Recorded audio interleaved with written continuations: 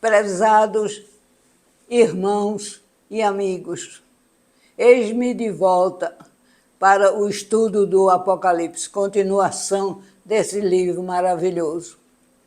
Nós hoje vamos continuar a leitura do capítulo 6, do 12 até o fim, ao 17. Eu sou Salma Pimentel, professora de Bíblia há muitos anos, 7 décadas mais ou menos. Estou muito feliz por apresentar esse livro para quem não pode entender na palavra. O livro que eu escrevi com o Espírito Santo, ele descreve todos os versículos bem descritos, explicativos mesmo. E a pessoa não vai deixar de dizer que não entende. Nós já estamos fazendo vários vídeos e hoje vamos continuar com o capítulo 6, dos versículos 12, lendo o primeiro na Bíblia, que é o importante, que vocês estejam com ela aberta também, para depois comparar com o livro. Versículo 12 do capítulo 6 do livro de Apocalipse. E havendo aberto o 6º selo, olhei, e eis que houve um grande tremor de terra, e o sol tornou-se negro, como saco de cilício, e a lua tornou-se como sangue. E as estrelas do céu caíram sobre a terra, como quando a figueira lança de si os seus figos verdes, abalada por um vento forte. E o céu retirou-se como um livro que se enrola, e todos os montes e ilhas foram removidos do seu lugar. E os reis da terra, e os grandes, e os ricos, e os tribunos, e os poderosos, e todo servo, e todo livre, se esconderam nas cavernas e nas rochas das montanhas. E diziam aos montes e aos rochedos: caí sobre nós, e escondei-nos do rosto daquele que está assentado sobre o trono e da ira do Cordeiro. Porque é vindo o grande dia da sua ira. E quem poderá subsistir? Essa é a leitura do Salmo, do trecho do Apocalipse, versículo 6. Agora vamos ao livro. Escrevendo o 6º selo. Este é um selo terrível que mostrará ao mundo o poder de Deus e seu controle real e indiscutível sobre o universo e por ele criado. O seu poder, a sua majestade e a sua glória são tão grandiosos que, quando visita o homem, o mundo físico é abalado. Temos prova disso na sua aparição no Monte Sinai. A catástrofe cósmica descrita aqui no livro de Apocalipse é repetida no livro de Joel, versículos vários do livro de Joel, no livro de Ageu também, no livro de Isaías e no livro de Jeremias. E o próprio Cristo nos diz a mesma coisa no seu discurso no Monte das Oliveiras. Em Mateus 24, versículo 29. O homem, sob o peso do seu miserável pecado, é conduzido pela vida e pelos tempos, até chegar o grande e terrível dia do Senhor, quando a violência, a decadência e a morte passarão, e chegará a salvação tão esperada e desejada. A linguagem é poética ou simbólica, tratando de realidades no campo espiritual. mas descreve uma catástrofe real e tão apavorante, porque nunca vista, que a limitada mente humana a considera inconcebível.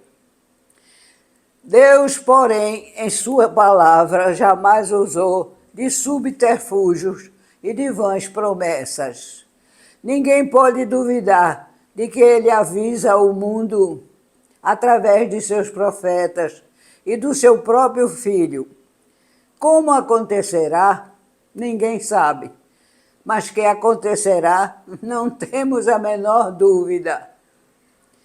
No versículo 15 a 17, a descrição nos dá uma ideia do que o povo sofrerá. Grandes, pequenos, pobres, ricos, procurarão fugir da face irada do Cordeiro e daquele que se assenta no trono. Quem poderá se suster ou resistir à fúria deles? Como Cordeiro, Cristo sempre se nos apresentou como o manso, o doce, o suave, o mudo, perante todas as acusações que os homens lhe fizeram e que o levaram ao Calvário. Mas será como Cordeiro, e exatamente como era, no dia em que foi morto, que voltará em fúria, em ira, para julgar os perversos que o rejeitaram e redimir os justos que o aceitaram e o amaram. Esse dia jamais poderá ser de outro modo. Terá que ser terrível e aterrorizante, porque será o esperado dia da sua justiça e da sua vingança. João fala, na sua descrição da abertura do sexto selo, de 5 elementos. Primeiro, o terremoto. Segundo, o escurecimento do sol e da lua. Terceiro, a queda das estrelas. Quarto, o recolhimento do céu. Quinto, os montes e ilhas removidas dos seus lugares. Então vamos acompanhar agora cada um deles.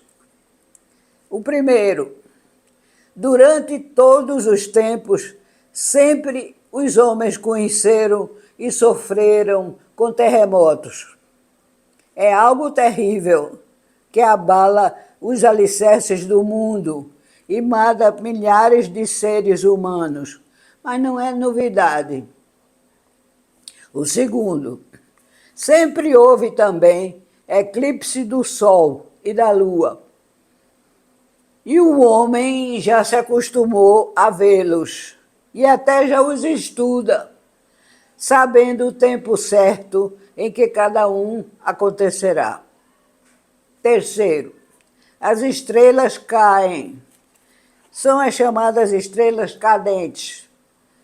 O homem, olhando a imensidão do firmamento, em noites sem lua, vê o deslocamento rápido de asteroides, que penetrando na atmosfera terrestre, se incendeiam.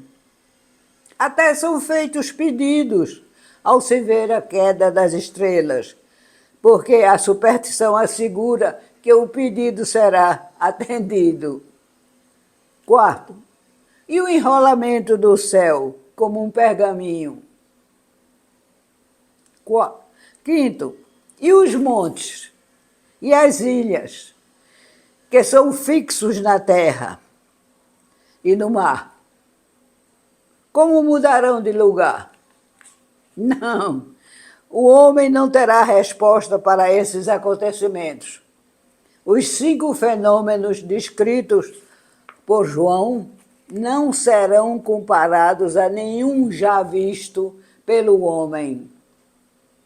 Deus fará com que a mente humana, que já pesquisou o universo, já foi à Lua, a Marte, e que acredita que a abóbada celeste azul é uma ilusão óptica, que as estrelas distantes, milhões de anos-luz, nunca cairão na terra, seja confundida em sua sabedoria. Ele mostrará a todos a verdadeira sabedoria e o verdadeiro poder de um Deus forte, sábio e único.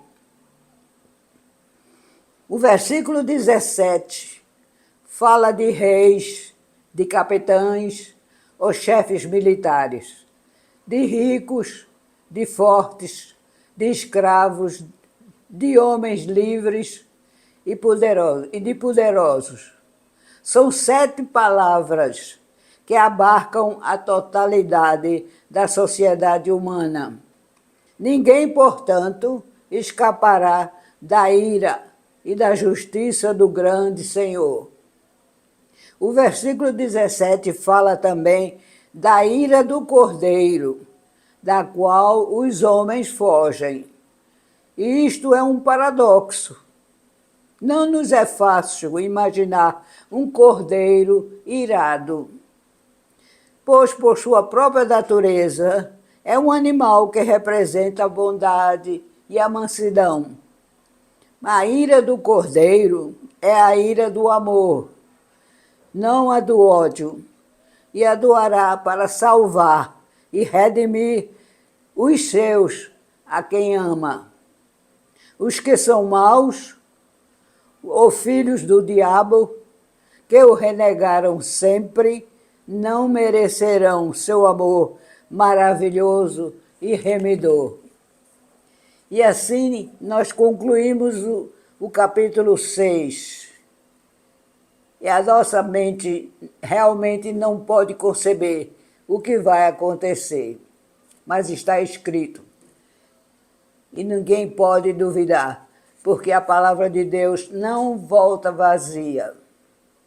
E que vocês aproveitem bem todos os estudos que foram feitos, porque com a graça de Deus nós continuaremos em breve, já começando o capítulo 7, estudo dele, se Deus quiser, e vocês sejam abençoados e felizes nas suas leituras e no estudo da palavra de Deus. Amém.